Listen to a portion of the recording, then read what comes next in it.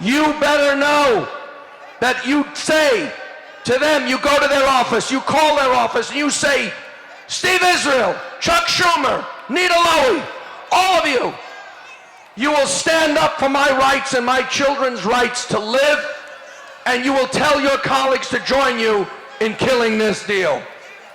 Ladies and gentlemen, I want you to give a special welcome to a man who made a great effort to be with us.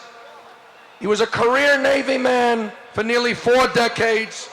He's the former Commander-in-Chief of the United States Pacific Fleet, the largest military command on the face of the earth, Admiral James Ace Lyons.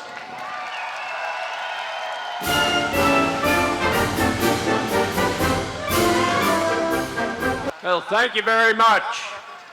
I gotta say, by your presence here tonight, you said it all. You understand. Houston, we have a problem.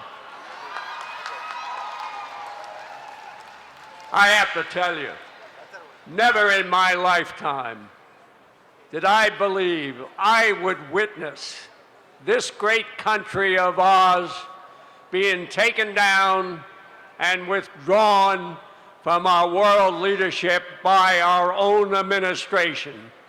Unbelievable. And when it comes to Iran, I've been chasing those guys for over 35 years. I had the planes loaded many times. I was going to wipe out the Islamic Amal, the Hezbollah, and at times I thought we could take down the whole Khomeini regime. But as you know, we had many opportunities to change the course of history when it comes to Iran. But it didn't matter whether it was a Republican or Democratic administration, they all failed. And they failed because we were sabotaged from within. And this agreement is another example of sabotage within. It is a total sellout. Of course, that doesn't bother the likes of Secretary Kerry, because this is the second time he's sold out his country.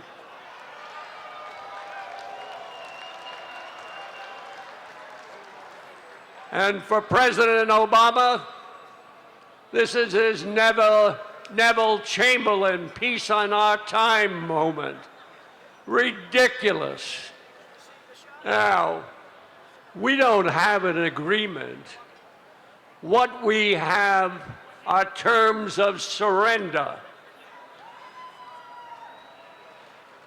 We guarantee Iran will have a nuclear weapon capability, and just as important, we guarantee they will have the most modern conventional weapons which could jeopardize our position in the Persian Gulf. Now, I've always said these negotiations were a sham. And I want to take you back to when President Obama was candidate Obama in the summer of 2008. And according to Michael Ledeen, he opened up a secret communication channel to the evil Khomeini regime. And that secret channel was Ambassador William G. Miller, who spoke fluent Farsi and served in our embassy there. And the message was, don't sign an agreement with the Bush administration. Wait till I'm president. You will get a much better deal. Well, he certainly proved that. He went on to tell him, you will like my policies. I am your friend. Unbelievable. Here's a country that's been at war with the United States for over 35 years, the world's leading sponsor of state-sponsored terrorism. They've caused the loss of lives of thousands of Americans. And for you New Yorkers, you never should forget that it was Iran who provided the key material and training support to the 9/11 hijackers. Without that support, that terrorist attack couldn't have been carried out, and 3,000 innocent Americans who were doing nothing more than going to work would be alive today. Unbelievable. Now, I've got to touch a little bit on the concessions. You all know about the concessions, and they all pale in comparison to one key concession, which is sacred and goes to the heart and soul of every American. This traitorous group traded our national honor.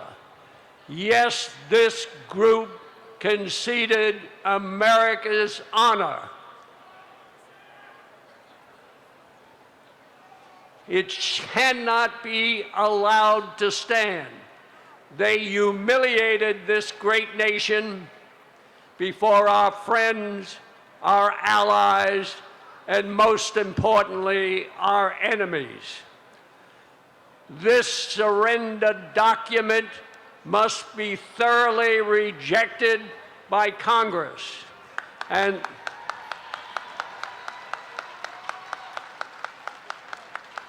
then Congress must exercise its authority to start impeaching executive officials, starting with Secretary Kerry and following President Obama for his illegal and unconstitutional acts.